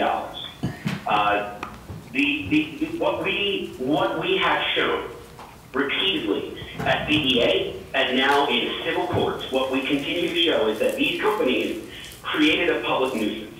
It's the same type of claim that was made in tobacco litigation. And the short version is, these companies knew that the drugs that they were peddling were addictive. They knew, and yet they forcibly marketed these drugs to get them popularized in communities. The size of these companies is fairly breathtaking. Purdue, as Curtis said, is the smallest of these companies. They're also the one with the most culpability here. And you may have heard last week that Purdue is talking about settling all of their cases to the tune of somewhere between $10 and $12 billion. Now that's more money than that company is valued at. The reason for that is, one, that type of settlement is going to be done over the course of years. But two, unlike the other companies here, Purdue is a family-owned company. It is not privately traded. It's not publicly traded. It is privately held. The family that owns Purdue is kicking in billions of their own dollars as part of the settlement. The reason is they know that they're on the hook. They've individually been sued all over the country. They recognize the liability that they have. They are also basically, they're becoming demonized all over the country. The Sackler family has invested a lot of money in medical schools, and in works of art. And now museums, the Louvre, has said we are taking your name off of the wing of the museum that you paid for. They're denying any more, they will not accept any more money from this family. That's the nature of this litigation and the wrongdoing that is not just public opinion, but has actually been held to be wrongdoing in courts of law. Okay, let's go on to the next slide, the vital signs that we will be taking if you go into the ER. Body temp, pulse rate, respirations, blood pressure are all quantifiable, but pain is not. So we go to the next slide, and that has the familiar smiley face chart that you've seen in your doctor's office. And Jonathan, briefly tell them where the smiley chart came from. The smiley chart was developed by pediatric nurses who were trying to assess the pain that children were feeling. Subsequently, it's been adopted because there is no objective measurement of pain, and this seems to be the only way that we can express to our doctors how we're feeling. Yeah, and I'd just add to that that if you're an opioid addict and you go into your doctor's office and the doctor says, "What's your pain level?" What's an opioid addict going to say? "Oh, it's horrible, it's a 10. I need my opioids." I get what you're saying, but also, for people that aren't in the medical world, it is hard to say what your pain's at. Exactly. So to be able to. It's I mean, I impossible. understand that, but as someone that worked in the medical piece too, like, Yeah, It's objective. that's the point of this. It's impossible to quantify, whereas the other. but it should be noted, Yeah, right? I mean, it should. Oh, absolutely. yeah. Absolutely, but it's a question of objectivity, and this was promoted by the companies that made these pills. They own a website called Pain is the Fifth Vital Sign, and they were saying that pain is an objective measurement, and it's not. I mean, the smiley faces are helpful because how do you describe pain? But that speaks to the subjective nature of pain itself, and there's not a one-size-fits-all. Yeah. Okay, next slide is the doctor for Purdue Pharmaceuticals, Dr. Goldheim, testified in congressional testimony that addiction is rare. Can you share with them, Jonathan, what study he was referring to? In 1980, a doctor wrote a letter to the editor of the New England Journal of Medicine. This was not a study. Okay. It is 3 sentences long, and you can find a copy of it online. And that letter says, in roughly 3,000 patients that we treated with long-term opioids, a year later, less than 1% were still on long-term opioids. This was touted as a study that Purdue sent out and said addiction is rare, we can prove it. Less than 1% of people get addicted to opioids. The disclosure that wasn't, or rather the fact that wasn't disclosed, however, was the less than 1% of the 3,000 patients, that was an end-of-life cancer ward. A year later, less than 1% of the patients were even still alive. Yeah. Okay, then we'll move on to the slide with the record-setting fine and convictions. Jonathan, you would be able to describe that for them as well. Purdue was brought before the United States Senate, and ultimately they were convicted, criminally convicted. They were fined because they misled the public. They were fined $634 million as a company. The CEO was fined $19 million individually. The top lawyer was fined $8 million, and that doctor, who we were just showing, who got up in front of the United States Senate and said that addiction is rare, was personally fined $7.5 million for lying to the United States Senate. Okay. Again, we're not trying to prove something new. They've already been convicted of this. Okay, let's move on to the next slide. And these are the 3 major distributors, and I would just point out before we go to the next slide, make note of the annual revenues of Amerisource Bergen, because it's very relevant to the next slide. And when we go to the next slide, you will see that in 2016, Amerisource Bergen was fined $16 million, but keep in mind they have an annual revenue of $147 billion. So if you do the math on that, it equates to a $10 speeding ticket in North Dakota. It doesn't hardly register on their radar screen. Jonathan, anything you want to comment on that? in a little bit, I'll get into what these distributors are and how they're different than the manufacturers. Yeah.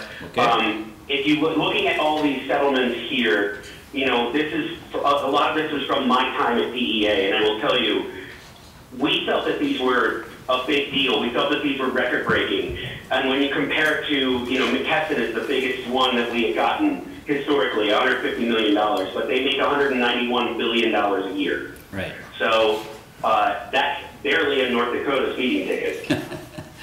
Okay, next slide is the pharmacies. Jonathan, do you want to talk about the pharmacies and the differences between North Dakota and Minnesota in that regard? Yes, sir.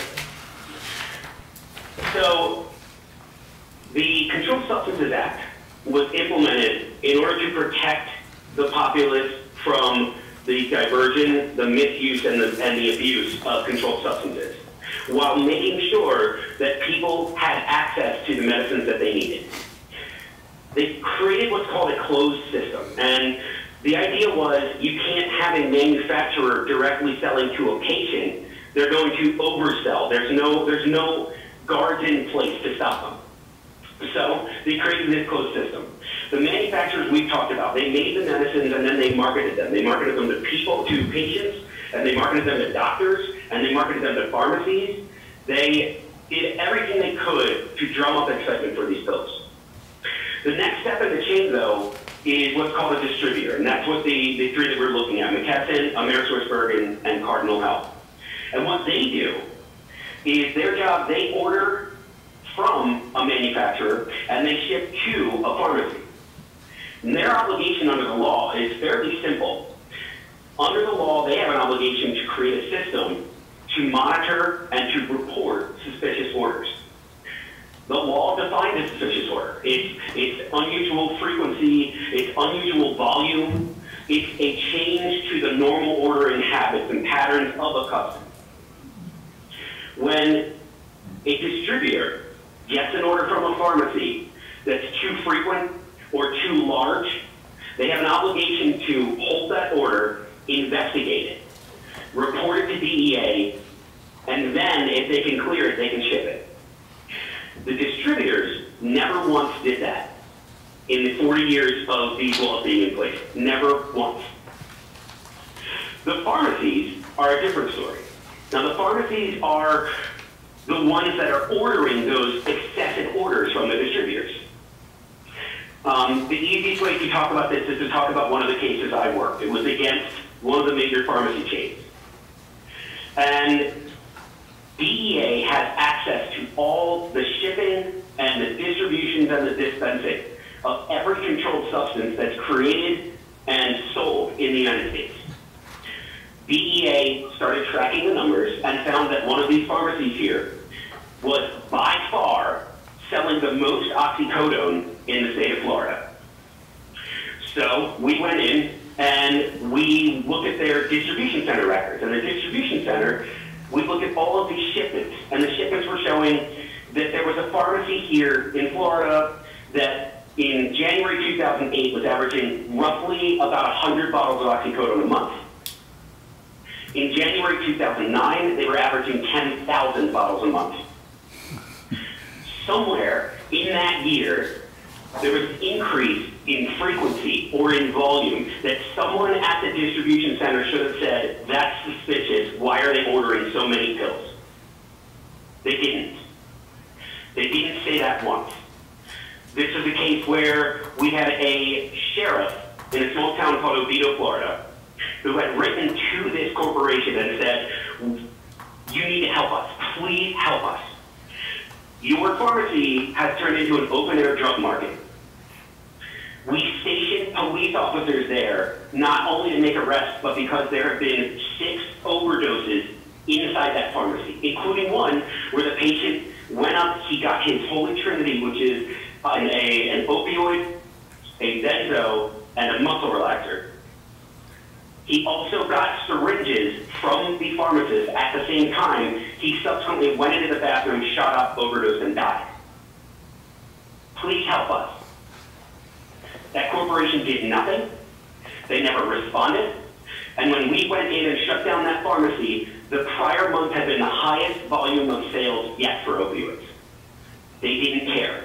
Now, every one of these pharmacies has an obligation. They are the last line of defense when it comes to diverting drugs.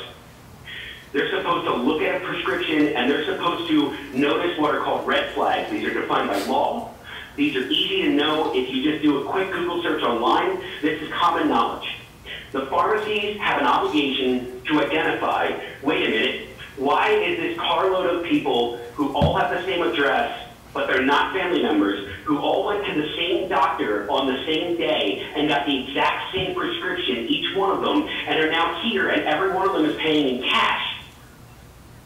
Why would that be a valid prescription? It's not. And the pharmacies had an obligation to not fill prescriptions like that. The end result is they fill those prescriptions and then the people who got all those pills are going out and diverting the drugs and getting them out on the street. They're casually using them, they're abusing them. These pharmacies that are up on the screen here are culpable in a different way. And we have, for years, gone after pharmacies, but every time we shut one down, another two would pop up to fill its place. Now, it's different in North Dakota versus Minnesota, because in North Dakota, they do not have chain pharmacies. So we are arguing under a different theory there, that the creation of this problem on the borders leads to the drugs coming in. But, excuse me, I apologize. Anyway, that's the nature of the pharmacy cases. Okay, next slide is Mr. Novak himself, and Jonathan, I'll let you briefly describe your history as a DEA attorney, and then the next slide is the exodus from DOJ, if you want to take that. Yeah, I guess very briefly, I worked at DEA for years. Subsequently, after my departure, I was interviewed by Washington Post and 60 Minutes about the revolving door related to pharmaceutical companies who hired all of my former colleagues over to work for them in order to fight the pending opioid litigation, both regulatory and civil litigation. And if you look at the next slide, you can see what that exodus looks like. I'm the only attorney from DEA who is currently working with the plaintiffs in these cases. My colleagues are all working directly or indirectly for the pharmaceutical companies. And are they earning a higher salary than you? They have to be. Okay, next slide is about the Marino Act. That was the act to require reporting of suspicious spikes in sales, is that correct? The Marino Act actually changed the law so that DEA functionally is incapable of enforcing the law against manufacturers and distributors. Yep. They hired all of my former colleagues over, and then those colleagues wrote a new version of the Controlled Substances Act that took away DEA's ability to enforce the law. Okay. And then the next slide is, this is where we need an attorney to explain this, so between you and Mac, you can explain exactly what we're talking about here with causes of action. Yeah, these are the causes of action we've brought all over the country. They're very common. Public nuisance, as I mentioned, these companies created a public nuisance, therefore they should be held responsible for abating it.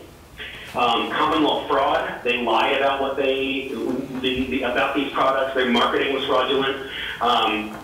Civil conspiracy, and lower down, the RICO claims. The federal judge who is overseeing these cases has held both of those to be valid causes of action here, which is to say these companies, in a concerted effort, agreed to a scheme to defraud American public. The judge said, yes, that's what this looks like. So that is sticking. And the rest of these, it's a negligence claim. It's a fairly obvious negligence claim. Okay.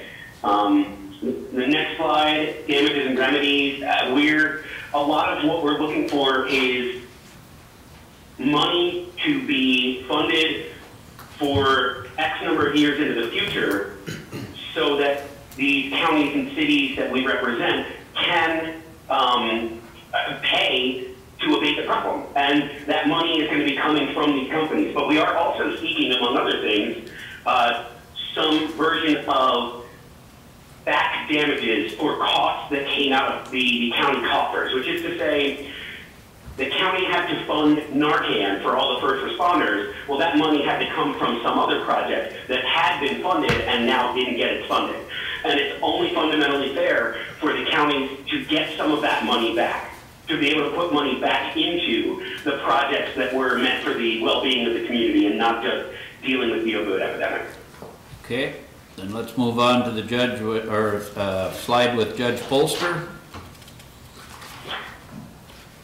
Judge Polster is a judge overseeing over 2,000 opioid cases in the federal MDL. He is very plaintiff favorable, and he has made rulings repeatedly promoting the plaintiff's theory of the case.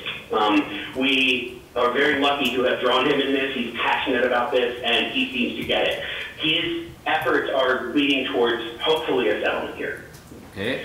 And if you look at the next slide, you can just kind of see the life cycle of where things, what has happened, and where things are going next with this litigation. Okay, and it's important to point out here that in October of this year, there will be bellwether cases that will be heard. And Jonathan, do you want to briefly explain those and why time is of the essence here? The judge can't hear 2,000 separate trials. There's not enough time in the world for that. There's not enough resources for that. So when a mass tort like this comes together, what they do is they pick what are called bellwethers. Now, the judge has already established a few bellwethers here, and one of them is moving towards a trial that's about to start next month. The outcome of that trial will ultimately help to resolve liability questions. The judge will do a few bellwethers, and then ultimately liability will be decided for all of the cases. After that, then the cases would, in theory, go back to their home jurisdictions for jury trials on damages. We don't believe that these will get past perhaps a bellwether trial or two. We think that settlement is absolutely imminent. Certainly for the manufacturers. The distributors, it's likely, the retail pharmacies, that's going to be a fight for a while here. But with this bellwether approaching, you know, the closest comparison is Oklahoma had their trial that ended up being just Johnson & Johnson because Purdue settled out and Teva settled out. They don't want to go to trial with these. They don't want these documents and this testimony seeing light of day. They don't want anyone knowing how bad they acted. And so we believe settlement is absolutely coming soon. And with that said, they have introduced what they're calling a negotiating class. And the idea here is if you have filed suit and or are represented prior to a cutoff date, you will have voting power and have access to more funds in a settlement than those counties and cities that do not actively participate in the litigation. We are waiting to find out what that cutoff date is going to be, but in the meantime, we are stressing with every county and city we present to that time is of the essence, and in order to get the most benefit for your community, you should sign on with someone, whether it's me and our team or someone else. You should sign on as soon as you can. And this would be a good point for me, Jonathan, to step in, and I know Mac will verify what I'm about to say. I've been cautioning county commissions in North Dakota that if you are going to expect money to flow down to you to deal with the problem and to compensate you for the damages you've incurred, if you're going to expect that money to come down to you from Bismarck or Washington, D.C., be prepared to be disappointed. And I point to the Master Tobacco Settlement Agreement as an example of that. In North Dakota, the Master Tobacco Settlement Agreement, 45% of the money went into the Water Trust Fund, 45% went into the Schools Land Trust Fund, only 10% went directly to the counties. That was before Mac and I was there. Yeah, we would have fixed it. I think that's a great point. And what signing up as a plaintiff does for Clay County is just give the county a measure of control that I think otherwise would not be there if you're reliant on the state or, perhaps, some of these funds to trickle down if you didn't join the suit. The political process, no matter what side of the river you're on, whether it's North Dakota or Minnesota, sometimes local governments don't always get looked out for, and I think we can all agree that the governments that are closest to the people are the ones that govern best, and certainly all of you have funded the response to the impacts of the opioid epidemic through increased law enforcement services, through access to addiction treatment, and this really gives you a measure to control things. If you're a plaintiff and there is a settlement or successful judgments in these bellwether trials, that might not otherwise be there if you're relying on St. Paul to get the answer right. And any settlement money that is awarded to your county will not be filtered by the powers that be in St. Paul or Bismarck. It'll come directly to you, which is different than the tobacco settlement agreement. That's why that turned out the way it did. Okay, let's move on to... I have a question really quick on the life cycle piece. So can you tell me, like Ramsey and Mower and Washington County in Minnesota that joined in November of 2017, what has the last year, almost 2 years, meant to them? Has that case been heard? Have they been paying monthly? What does that mean? Did you hear the question, Jonathan? It refers to the first counties in Minnesota that signed on. So what has happened with nearly everyone who signed on is these cases have been stayed pending these bellwether trials. So there's no there's no cost associated with it either. Now I can't speak to what the fee agreements look like for those counties, but there's no cost associated with it. What would happen now and what happened with them is functionally the same thing, which is file a complaint, file into the federal MDL, and then fill out a plaintiff fact sheet. Subsequently, they state discovery in the federal MDL, so basically the only thing happening with any of the cases that have been filed already is if they're not a bellwether, they're waiting to see what happens with the bellwether. That being said, anyone who has filed into the MDL has had the opportunity to be part of the larger discussions of steering the litigation, discussing the potentials for settlement, discussing strategies. So being in the federal MDL provides access to all of that. But in terms of, they are not, other than I'm sure that their plaintiff fact sheets are done, they're not any further ahead than any county that we're signing up right now, because other than the bellwethers, everything else is functionally stayed. Did that answer your question? Yeah, it did. And I guess part of why I'm asking this question is all of our Minnesota counties are part of the Association of Minnesota Counties. And it seems to me that maybe the best avenue for this would be to approach them, and then we can collectively as a whole do something like this instead of just piecemeal. I understand that with it being national and you have different counties here and there, but it seems something of this magnitude I would think would come from the larger Minnesota whole. I can't speak for the Minnesota Association of Counties, but I'm very familiar with what happened with the North Dakota Association of Counties. The executive director and the legal counsel there is a very good friend of mine, and they've left the decision as to what to do up to each county. They have not advocated, nor have they taken a lead in advancing cases for counties collectively. Now, again, I can't speak to what the Minnesota Association of Counties may or may not have done up to this point or may do in the future.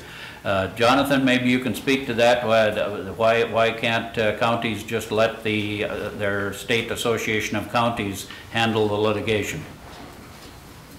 It's a concept called standing. The Association of Counties has no actual damages, right, and so can't file suit on its own. Now, but they have in other states been advocates.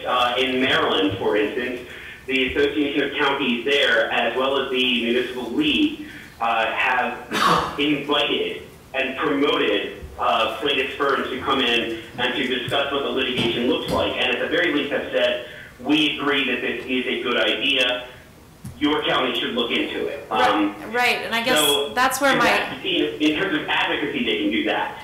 Right, and I guess that's where my question comes from, is that here this week, we'll be gathering to talk about policy platforms, and it seems like the best avenue to get things done, or at least start the discussion about which counties have had the most damages and whatever, we still have the opportunity to do it on our own, but to start the larger conversation about what this is costing us on a statewide platform, seems to me that we should. I completely agree with you, and given the opportunity, I would be there in a heartbeat to have that conversation and to present, because a lot of times we're getting into the counties that we have somehow gotten it in, versus talking about it on a larger scale like that provides information to a lot of people all at once.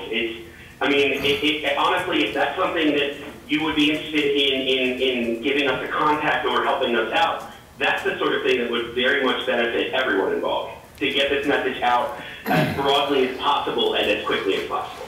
Another point to your question, very good question, is this. This is why counties should not rely on your state attorney general or any other entity to act on your behalf, because collectively in any state, the counties have far greater damages than the state. The state's damages are mainly limited to Medicaid. Collectively, yes. The counties collectively have greater damages than the state. That's the exact question that I have. So after this decision that was done in, was it Oklahoma? I believe it was. It was all over the national news, and it showed then all of these different states that are now going through the same process through the lawsuits, and I believe Minnesota is one of them. I believe your Attorney General has filed some kind of action. There, yeah. So my question becomes, in these bellwether issues, because we have the state doing this, are we going to be arguing with our state in terms of who should get the fund? And this goes back to like the tobacco settlement. Mm-hmm. In the tobacco settlements, all the monies went to the states, as far as I know. Right. At least in Minnesota it did. It went to the state of Minnesota. Yep. And so my question is the state of Minnesota taking the position that they should be the recipient of the funds? We'll get into that in a later slide here. Honestly, I can jump in right now, because looking at the rest of the presentation, it's a lot of selling points, but I think we're getting into the good meat of the conversation right now. I think we should skip by go ahead. There's a large battle looming right now all over the country. The attorneys general the majority of them are arguing from the position that you just posited, that the AGs should get all of the money, and the AGs should then give it to the state and let the state decide where that money goes and how. The reason so many counties and cities have filed suit here is because everyone got burned by the tobacco litigation. Money came into states that went to building bridges and water projects and public education trusts, and didn't go to any of the communities that needed the money. What we have been advocating for this entire time, and what we're doing in the federal MDL, is we're saying, look, the AGs have a very strong argument. They have the only argument for Medicaid costs. That's their right. But the AGs have no claim over a community that had to hire extra first responders or provide Narcan. They have no claims over a community that had to use its tax money to hire more police officers. They have no claims over a community that had to build a bigger jail, or heaven forbid, and we've had this several times now, where they had to build a bigger morgue. Those are costs that absolutely came out of county coffers. The state has no claim to those. So when the state brings its suit and says, we are owed this amount of money, that doesn't include the costs that the counties had separately. I am strongly of the position that there is room for both. The pool of money that they're talking about here is gigantic. There is no conflict between what a county can claim as damages and what the state can claim as damages, because the state's claims are different. They're for different line items. That being said, most of the AGs out there will tell you that the counties need to stay in line and stay out of their business, and that the AG will take care of all the counties when it's all shaken out. Now, I will tell you, in North Dakota, the Attorney General said that very thing, and subsequently his lawsuit was dismissed. So there's no money to take care of all the counties and cities if the AG doesn't have any skin in the game. And right now, the AG doesn't have any skin in the game. I think we should move to the proposed settlement structure pie chart, Jonathan, if you want to get to that slide. Yeah, there's no percentages associated with this, but basically Judge Polster and the specially assigned master who is overseeing settlement, they have both said that there will be 3 pools of money, three buckets. One is going to be money that goes to the AGs, that goes to the state. One is going to be money that goes to the cities and counties. And then one is going to be money that goes through the state but is earmarked for cities and counties. This is the way that we have argued for this, and the judge has bought in. So there will be money for all different types of litigants here, for all different types of plaintiffs. And it's important to point out, Jonathan, that for any county in any state to take action, that does not diminish the action of their Attorney General. Correct. There is no conflict. It does not diminish it, because the money that any Attorney General can ask for is functionally unrelated to the money that any of the counties and cities can ask for. Yeah. Okay, let's move on to our attorney advertisement, and the next page, We Can Help. And this is I apologize. I know that I can get long-winded about this. I do apologize. That's my job, to keep you under control.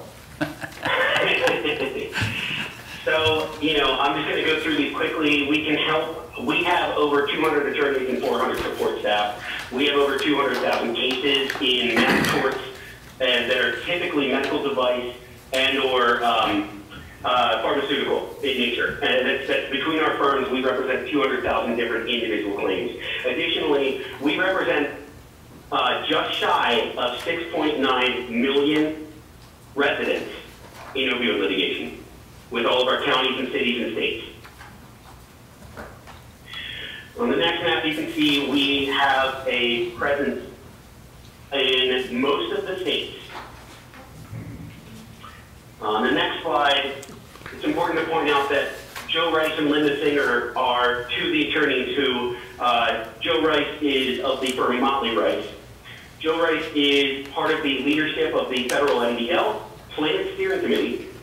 He was the architect of the tobacco litigation. He has had a hand in every single settlement that has come out in the past 20 years all over this country. Every major litigation you've heard of where there was a major settlement, Joe Rice was one of the people who, Joe Rice was the architect of those. And Linda Singer is the former Attorney General of D.C. She filed the very first 2 opioid lawsuits that have led to this oncoming storm. On the next slide, this is the most important part to make sure that I want to answer any questions. This is a contingency fee case. You would never write a check to us, period. There is no version of this where your county would ever write us a check. We start at 25%, and as the amount of the recovery goes up, at steps, our percentage goes down. Ultimately going down to as low as 5%. We're trying to make sure that we recover our costs for everything we put into this, but simultaneously, we want the largest percentage of this by far to go back to the community. We advance all the costs. You'll never get a bill from us. And if we lose, we absorb it, not you.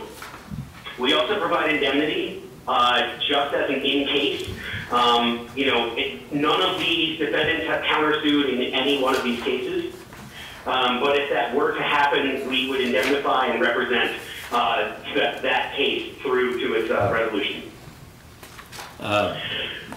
Jonathan, one thing I like to say to counties is this: when you look at the terms of our retainer agreement, a county has nothing at risk, nothing to lose, and everything to gain. I would agree with that assessment fully. Okay, then there's a slide with you on it again. How'd you get on there twice? My mom had the final edit of this, so. This is just... So the rest of these are, you know, the firms that are working together. My firm here, Sears Nachawati, out of Dallas, Texas, along with FPW, also out of Dallas, Texas. We work closely with them here. We are running this on the boots on the ground level with that firm. So we are always available. There's plenty of partners and associates that you can always reach out to. I like to put myself third in line after you can reach out to Curtis and Mac. Yeah, and I'll leave my business card with you before I leave, and I would be the local contact for you, and I hope that's of some value to have a relatively local contact here if you choose to move forward and sign on as a client. So with that, let's open up to any questions you may have. Thank you. Any questions?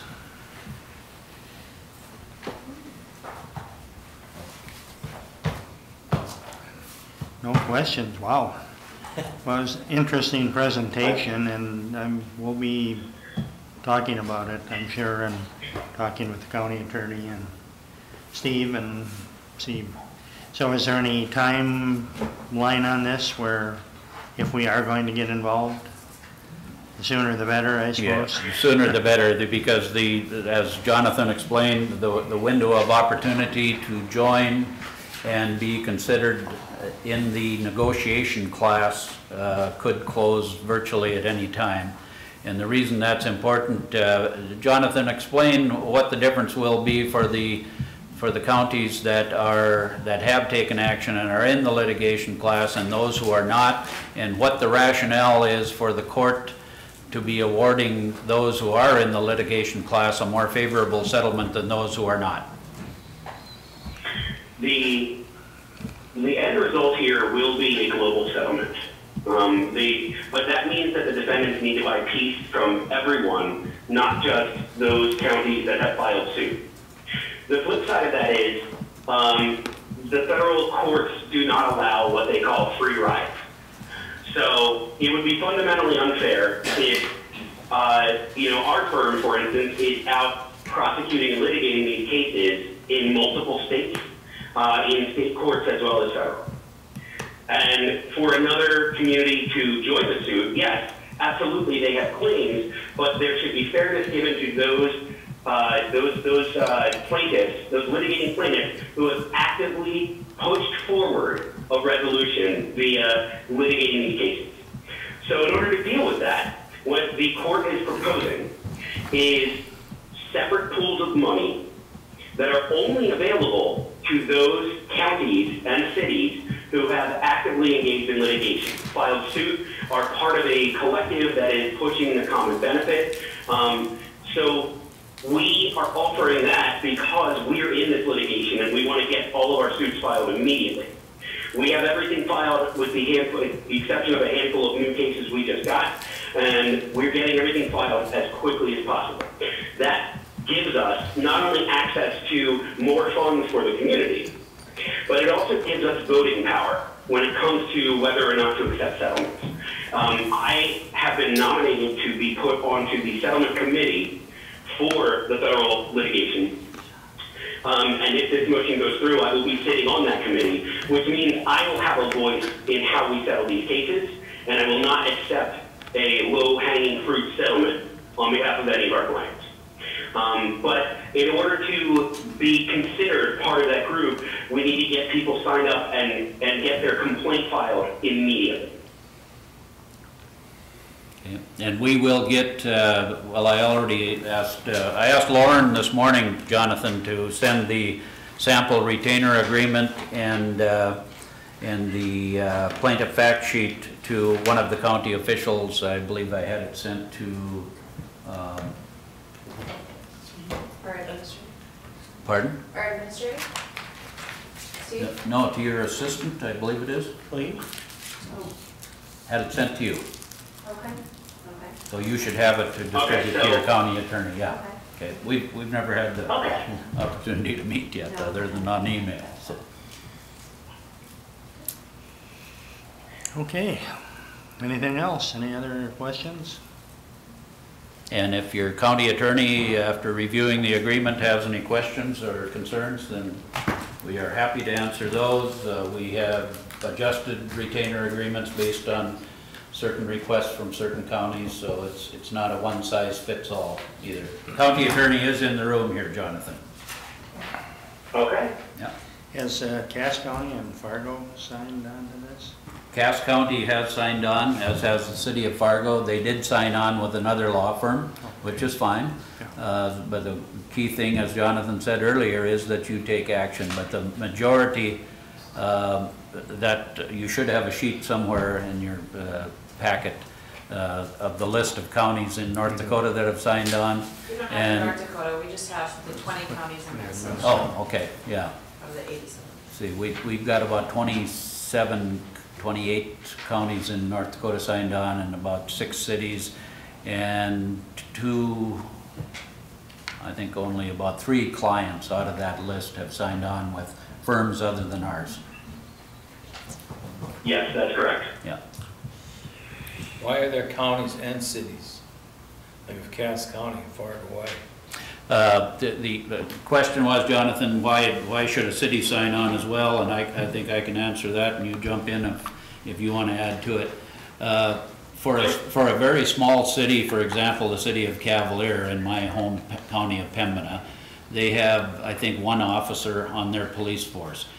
So it doesn't make a lot of sense for a city that small to sign on. But for example, in Clay County, Moorhead has a sizable police force. In Cass County, Fargo has a sizable police force.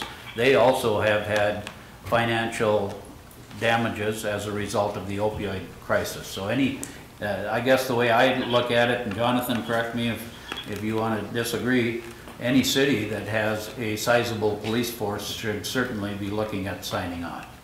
Does that make sense? I completely agree. Yeah. I completely agree. And you know, it's going to be different no matter wherever you are in the country. We have cities of less than 500 people that we represent. I mean, a valid claim is a valid claim, and but that being said, you know, as was pointed out, there's a separate budget for the city of Bismarck. There's a separate budget for any city in the country. So, you know, it's similar to the idea that the AG has a different cause of action than the counties do. Well, the counties and the cities have different causes of action related to their individualized budget. Yeah. See, in a very small rural county in North Dakota, where the county sheriff's office handles all of the policing, and the cities don't. So that's why we have 27 or 28 counties and only 5 or 6 cities. It's mainly the major cities. Of course, we have Bismarck, Grand Forks, Fargo, Devils Lake in Ramsey County, and so it makes a lot of sense for those cities to become involved. If they wouldn't sign on, the cities, they would still get the settlement because the county signed on, wouldn't they? Jonathan, the question was, if the city that, say, the size of Moorhead chose not to sign on, wouldn't the settlement be the same collectively for the county and the city? My thinking is the answer would be no.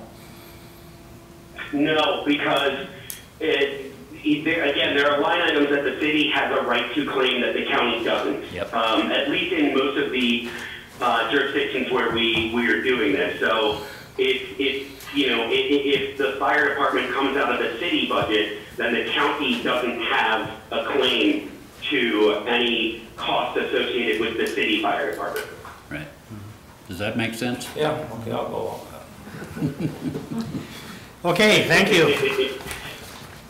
All right, thank you all very much. Thanks for your time. Thank you, Jonathan. And I will grab some of my business cards.